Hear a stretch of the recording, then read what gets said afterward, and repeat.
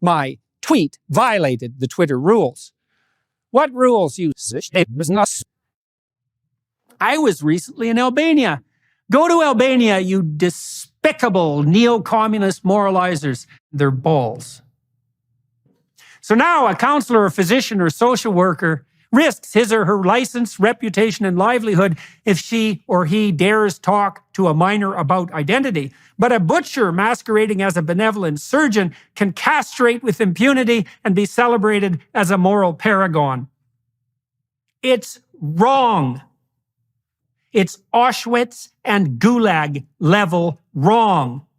It's Unit 731 level wrong. And I'll put a trigger warning on that.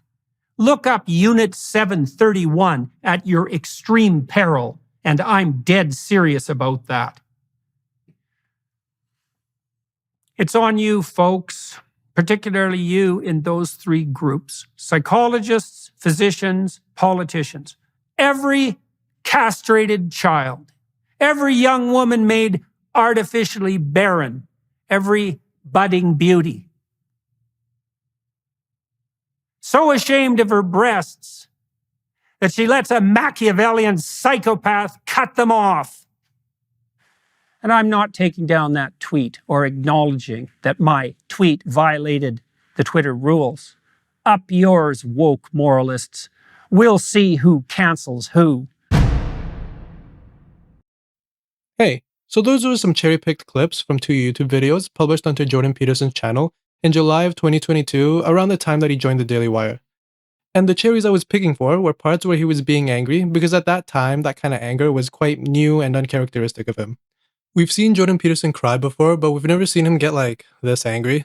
It felt like there was a real change, and then the next month, another video was published where he acknowledged his audience noticing this new anger and agreed that it could be a bad thing. I've written a number of these news pieces, let's say commentaries, and people have objected. Some people have objected to my tone. It would be easier in many ways just to sit on the couch and read a Stephen King novel, but I have to get up the energy. And maybe I do that by relying to an untenable degree on wrath, which is a cardinal sin in some regards. But over the years, before and after then, I've seen him endorse a view that, as I understand it, encourages understanding and humility, which I think would be the opposite of this new angry, righteous, and vilifying tone. You can find context for this lesson that he endorsed in his University of Toronto lectures, which he published onto his YouTube channel. And you can find a direct reference in his published self-help book, 12 Rules for Life, which has now sold over 10 million copies. So, in this video, I want to go over that view and give you my understanding of it. But before then, I also want to talk about Jordan Peterson as an example of how someone who should know better, but understandably falls short of that ideal. I want to go through the example because I think it can help avoid the thought that someone is crazy or without reason for how they're acting. That kind of conclusion should probably be held for truly inexplicable things and could lead to othering beliefs. I'm going to start with some more background on Jordan Peterson so you have a little bit more context for what I'll say later on. Jordan is a 62-year-old Canadian who grew up in rural Alberta. After getting 2 degrees at the University of Alberta, he got his clinical psychology PhD at McGill in 1991 in Ontario University. Then he became an assistant professor at Harvard for a time, lecturing his Maps of Meaning course and doing some research. And then after that, he moved back to Ontario to be a professor at the University of Toronto and eventually became tenured there. He made himself a small public figure, attending provincial TV talk shows like The Agenda on the TV Ontario network and uploading his Harvard and Toronto University lectures onto YouTube.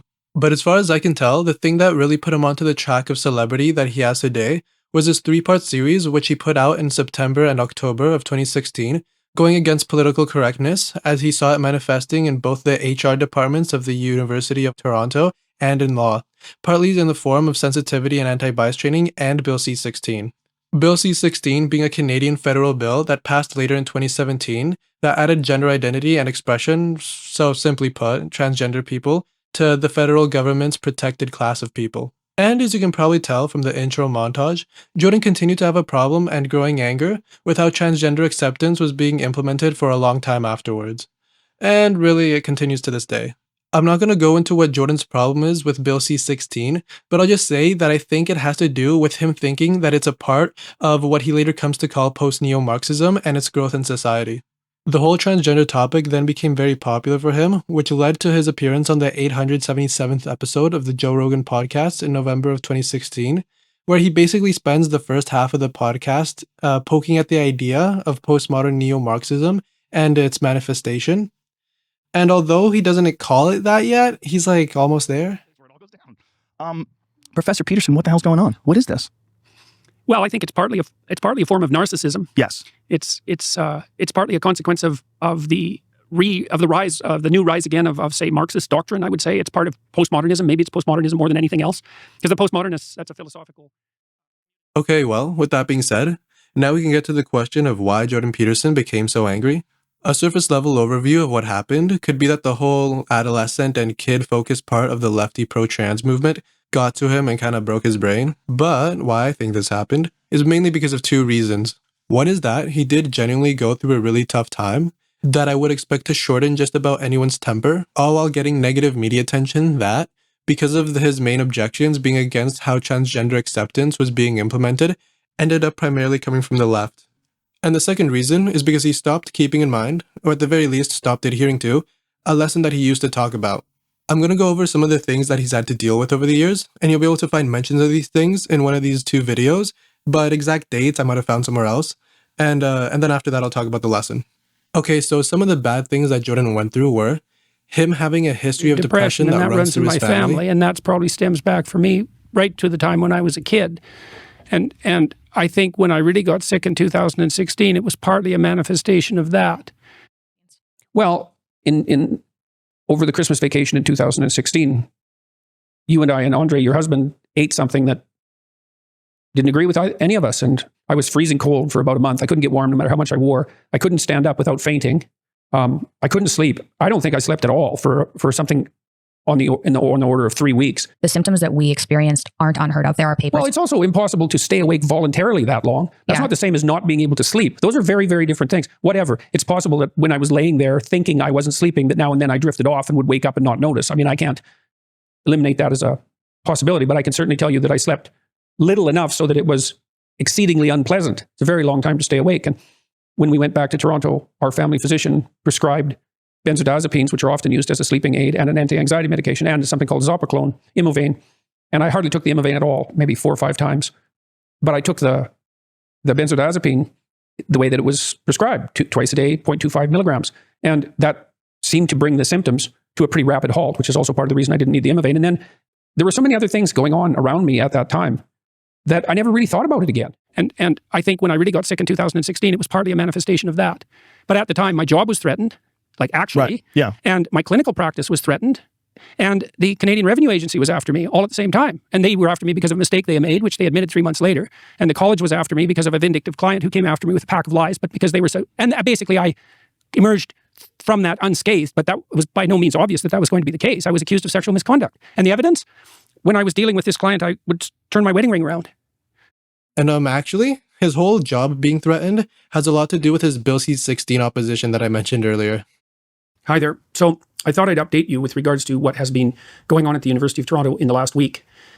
Since I released my 3 videos starting on September 27th, dealing with political correctness at the legislative level, and in terms of certain policy decisions at the University of Toronto, most particularly the mandatory requirement that the human resources staff take anti-racism and anti-bias training. So on October 3rd, I received the first of 2 warning letters telling me that I was required to act in accordance with university policies and with the relevant law. I'm not going to read you the first letter, but I'll read you the second one, which I got on October 18th. So, Dear Professor Peterson, we are writing in follow-up to Professor Ferber's letter to you of October 3rd, 2016. Professor Ferber is the chair of the psychology department, and she gave me the first letter as a consequence of her interactions with a variety of administrators at the university. Regarding the ongoing concerns related to your videos, and complaints that have been made to the university by members of the university community, including transgendered persons and the organizations that represent and support them on campus, about some of the content of those videos. However, as Professor Ferber has already pointed out to you, these rights are not without limitation and must be exercised in accordance with your responsibilities as a faculty member, including upholding applicable laws. You have continued to state publicly that if a student or colleague or staff member requests that you refer to them using gender-neutral pronouns, you will refuse to do so, and that you do not recognize the rights of others to tell you which personal pronoun to use when addressing them. the law of Ontario, specifically the Ontario Human Rights Code, protects against discrimination based on gender expression and gender identity. Depending on the context, if personal pronouns are being used, the refusal by a teacher or colleague to use the personal pronoun that is an expression of the person's gender identity can constitute discrimination.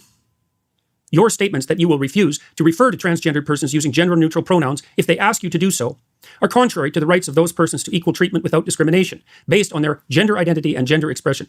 However, in view of these impacts, as well as the requirements of the Ontario Human Rights Code, we urge you to stop repeating these statements. As Professor Ferber informed you, your responsibilities as a faculty member at the University of Toronto include an obligation to uphold the law. Later in 2019, his wife Tammy got a very deadly kind of kidney cancer, which now, faced with the looming possibility of his wife's death, made him even more anxious, so he asked his doctor to increase the dosage of his benzos. But apparently what ended up happening was that the benzos just made him even more anxious. I started tapering off when Tammy was in the hospital, but I couldn't push that too fast because it wasn't bearable. And what do you mean it wasn't Well, bearable? my anxiety levels went higher than anything I'd ever experienced. And I also developed this condition called akathisia. And the best way I can describe that is that it was like being jabbed with something, with a prod, like a cattle prod, something electric or something sharp, nonstop for hours, for all the hours I was awake. It was absolutely, I couldn't sit or lay down or stop moving. And even if I did get up and move, it wasn't like that made it better. I just couldn't stop doing it. It was horrible. Akathisia is horrible. It's like being whipped. That's another way of thinking about it. Him and his family tried to get him professional help in North America, but basically no one that they saw was making the situation any better. So with the help of Andre, his daughter's Russian, and at that time husband, Jordan and his family were able to and decided to take him to a clinic in Moscow where he would later be sedated and have a plasmapheresis with the intention of getting the benzos out of his blood. Because regularly, benzos can stay in your blood for a really long time even after you stop taking the pill. But unfortunately, in Moscow, they discovered that Jordan had picked up pneumonia in both lungs back in Canada, so now Jordan also had to be intubated during the sedation. The procedure in terms of getting the benzos out of his blood went well, but when I woke up, I was first catatonic and then delirious. I can remember the delirium that lasted a whole day, consisted of a sort of dreamlike hallucination that I'd been kidnapped by. You were delirious for 9 days? 9 days? Yeah, 9 days. You remember the last day. I remember that I was kidnapped by people, oddly enough, who lived in Florida.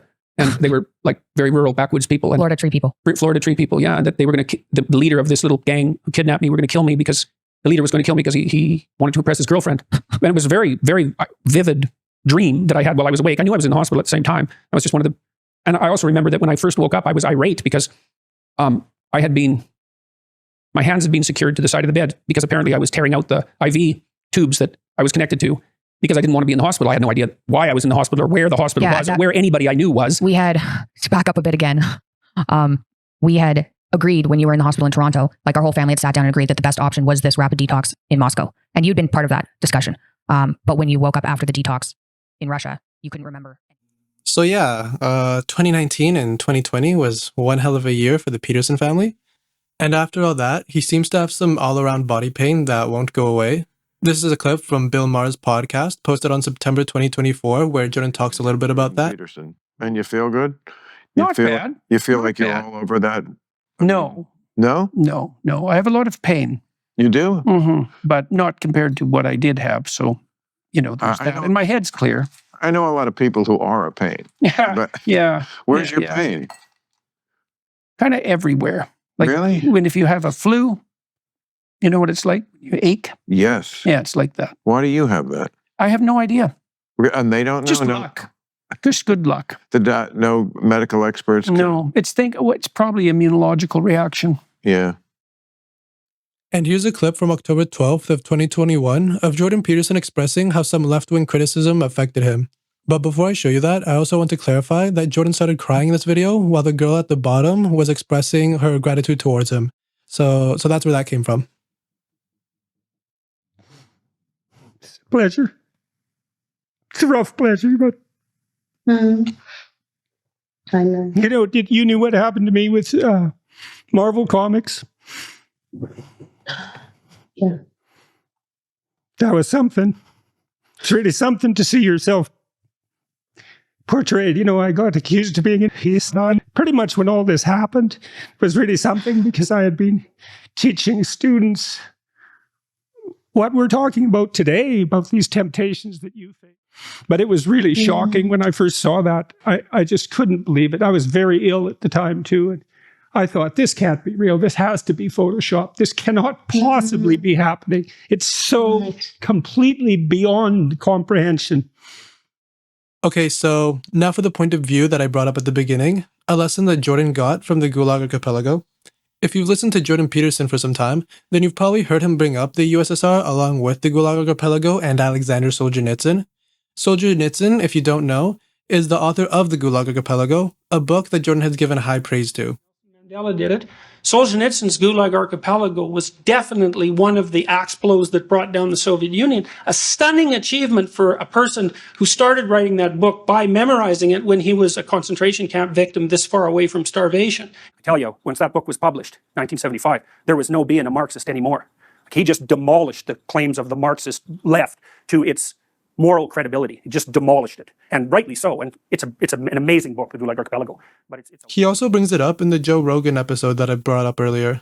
Well, and then those ideas were put into practice first in the Soviet Union, and Aleksander Solzhenitsyn, who wrote The Gulag Archipelago, did a very lovely job of detailing in horrifying detail how those initial doctrines were transformed into legislation, and then how those legislation was transformed into endless genocide, essentially. The word Gulag is a Russian acronym for Chief Administration of Correctional Labor Camps.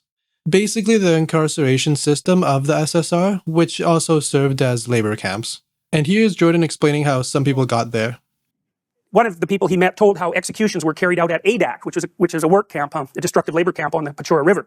They would take the opposition members, so these were people who weren't communists. A lot of people who got thrown in the Gulag prisons in the Soviet Union were basically political prisoners, right? You weren't a staunch communist, or you've been turned in for political, what would you call it, treason, by a neighbor who really wanted your apartment. And so they turn you in and you get hauled off to a concentration camp, and then, your neighbor would get your apartments. Very pretty arrangement for everyone concerned. So the gulags were full of political prisoners. They were also full of normal criminals, murderers, rapists, thieves, and those guys basically ran the camps. And because the Stalinists thought that murderers, rapists, and thieves, that they were, what would you call those? You could rehabilitate them, because they were actually victims of an unjust class structure. So, hypothetically, you could save them, whereas if you had rich parents, or maybe your parents owned farmland, or maybe they just had a bloody house, God only knows, then you were a socially suspect element because you came from the bourgeoisie and not the proletariat. So you got thrown in jail alongside the murderers and the rapists and the thieves, and, they were regarded as morally superior to you. And so in East Germany, at the height of the Soviet system, one out of every three people was a government informer. And so that meant if you had a family of 6 people, there were 2 people in every room that you were ever in who were ready to say to the authorities anything you ever had the temerity to speak, and perhaps to tell them all sorts of things that you didn't even do, because there was a requirement if you were an informer to ensure that you had something to say every time you came in to inform. Well, it didn't matter if you were a devout communist, because from time to time your door would be kicked down at 3 a.m. in the morning, and people would come in with jackboots and get you dressed as rapidly as they possibly could, and take you away when you were still half awake to the prison in the middle of the city, and strip you of your clothes and give you things that didn't fit and shave your head and take you off to a camp, and you'd never get to see your family again. And that happened to millions of people. And it happened to staunch communists just like it happened to people who, in principle, were opposed to the system. And Solzhenitsyn thought that the staunch Communist Party members who were thrown into the camps had the worst time of it of everyone, because the people who'd already decided that the system was corrupt weren't really surprised when it happened, even though it was still terrible. But the Communist Party members had given their whole life to the system, and then they were picked up. In the book, Solzhenitsyn details his first-hand, second-hand, and third-hand experiences with the gulags before, during, and after it happened. He also goes into the philosophy and train of thought that led to and propagated the gulags. I'm going to summarize some of the points made in the book and put relevant quotes up on the screen. The parts that will be highlighted in blue are parts that Jordan reads out loud in his Toronto personality class, specifically the lectures with both existentialism and Solzhenitsyn in the title. In the book, Alexander talked about what he called the lie, and would go into how people would use their glorious pursuit towards a communist utopia as a club to justify things like the gulags, or whatever else the government wanted to do, in a road to hell is paved with good intentions sort of way. And paired with him pointing out problems, he also goes into solutions for preventing or getting rid of the kinds of philosophy that lead to the gulags. A good start is to not do those things that I just finished saying, like not lying. But even better is to speak out when you have something to say instead of being quiet. Even more, don't act blind to or do things that you disagree with. That's really just the gist, and I'd like to do a whole deep dive into the Gulag Archipelago and communism, but that'll have to be a video for another day. Okay, now, finally, I can get to the lesson Jordan Peterson neglects. And you can find this lesson on the flip side of the whole using your pursuit of a communist utopia to justify bad things you do, or, put more abstractly, using your pursuit of something you think is good to justify your bad actions, and in tandem, putting people into 2 categories, The good ones who you think are helping you with your pursuits, and the bad ones who you think are in the way or even just not helping in a silence is violence kind of way. Now, what I think is on the flip side of all that I just said is what Solzhenitsyn writes in his book, saying that the line separating good and evil passes not through states, nor between classes, nor between political parties either, but right through every human heart, and through all human hearts. This line shifts. Inside us, it oscillates with the years, and even within hearts overwhelmed by evil, one small bridgehead of good is retained. And even in the best of all hearts, there remains an unuprooted small corner of evil. Now, as a quick aside, Solzhenitsyn's idea that you can't identify if someone is good or bad based on any class, group, or identity, but you have to do so on an individual basis, and that both the worst and best of people are not wholly evil and still capable of good, or not wholly good and still capable of evil, kind of reminds me of the Christian sentiment that no heart is without sin, except Solzhenitsyn adds the other side, saying that no heart is without good. Another thing I'd like to point out is how Solzhenitsyn's idea is also antithetical to the one found in Marx's Communist Manifesto, where he says that the history of all hitherto existing society is the history of class struggle. Freeman and slave, patrician and plebeian, lord and serf, guildmaster and journeyman. He later adds the bourgeoisie and proletariat to this list of comparisons and sums it all up by saying, in a word, oppressor and oppressed. Now, something he doesn't explicitly say, but I feel like is a clear implication, or at least an interpretation that any regular person could make, is that when you say a dynamic is between oppressor and oppressed, that same dynamic would also be one between good and evil. Because, I feel like if anyone ever says that they have an oppressive teacher, parent, spouse, or corporate overlord, then they probably have some anger or hatred towards that person. And although they won't say the word evil, they'll start hating them as if they were. Now, I say all this not because I think I'm going to change Jordan Peterson, but because I want to share my opinion and hopefully give you a new point of view.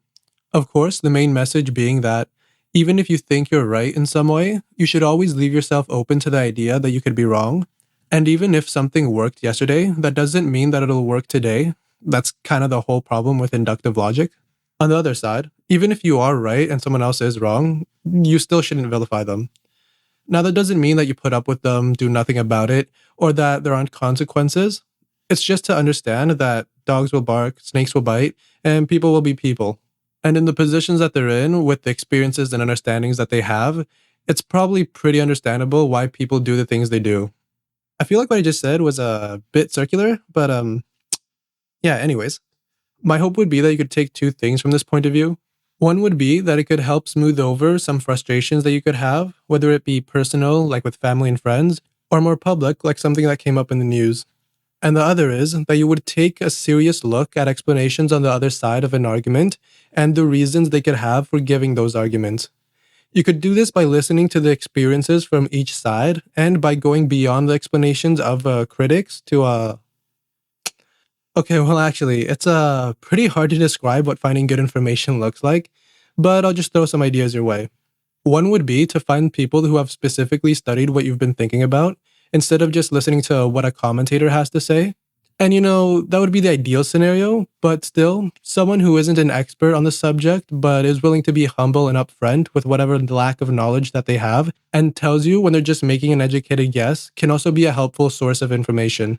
Another is like just getting a basic foundational knowledge of whatever subject it is that you're interested in can just be so helpful. Like before tackling multiplications, you should probably learn about addition, and before that, numbers. On top of that, even if you disagree with a rule, you should at least know the reasoning behind the rule. For example, the Federalist Papers give the reasoning behind why the Constitution has the rules it has, instead of other rules it could have had. Lastly, examples are good to give because they can be used to narrow down the possible interpretations of what you said towards what you're trying to get across. Okay, well, I think I've said everything I wanted to say. That's kind of my whole gist, my whole video thing. And I wanted to end this video with a clip I remember seeing of Jordan Peterson saying that better than defeating your enemies, you should try and save them. But when I found the video, it turns out what he actually said was, But do you want the villains to learn before they have to pay the ultimate price? Fortunately, in looking for that video, I found this one, which I'll play for you now. A wing and a prayer. Or the enemy. This has to stop. God, lift from me the intolerable burden of my ignorance, arrogance, willful blindness, bitterness, and resentment, as I pray that others rise above the same faults and temptations. I watched Fox News release a message this week. There are terrible things afoot under the surface of our society, and the perpetrators are coming for you and coming for us. And then I watched the Democrats respond in panic and anger, saying, there are terrible things afoot under the surface of our society, and the perpetrators are coming for you, coming for us. Are there terrible things afoot, bubbling under the surface? Is something coming for you and for us? Ask yourself how true that is of yourself and your own life. Have you addressed all that? Are you concerning yourself with the dust in your enemy's eyes instead of attending to the filth that obscures your own sight? Do we want accusation, suspicion, discord, derision, and hatred? Or the peace and prosperity and happiness that beckons to us at this moment like never before? Who's the enemy here? Is it the basket of deplorables? Is it the freaks and the queers? Do we want revenge or justice? Do we want contempt or mercy? Do we want war or peace? And what are you aiming at in your heart of hearts? I see even the best of men degenerating into the exchange of blows. I see even the best of men identifying the enemy in our neighbors and friends. I see even the best of men falling prey to cowardice and self-righteous anger. It needs to stop. I need to stop. You need to stop before it's too late. Who is the enemy here? The snake in your heart? The lies on your tongue? The arrogance of your intellect? The cowardice of our refusal to see? The enemy is that which divides to sow discord. The enemy is the pride and the fear that stops us from lending a hand across the divide. The enemy is the great and eternal adversary of mankind. And if we demonize our brothers, our comrades in arms, do we not precisely call that dread spirit forth? Have we not yet learned? Courage, trust, truth, love, even unto your enemy, which is yourself. Hey, so before I finish this video, I just want to say that if this video gets enough attention, then this will be the first of 5 videos, my not trilogy, but pentology, where the first 4 videos are each part of my argument for why being a good person will be better for you than being a bad one. And in the last one, it brings them all together. Or at least that's what I think I'm arguing for. But honestly, for a good while, I didn't know what I was getting at. But you know, that felt about right. My 6th video will be on acceptance, which actually will be an argument that I would hold over this whole 5-part Be a Good Person series. I'm even gonna have to backtrack on a little bit of what I've said here, but yeah. So yeah, I got lots of ideas, and if you want to hear them, let me know. Also, if you got any thoughts, compliments, criticisms, or even an idea you'd like me to take a look at, it'd be pretty cool to see that in the comments. The next video will branch off of something that I brought up briefly, that being that the road to hell is paved with good intentions, and I used Anakin Skywalker as an example of this. I might have a few things left to say that didn't make this video, and if I do, it'll be pinned down in the comments. So yeah. Anyways, that's all. See ya.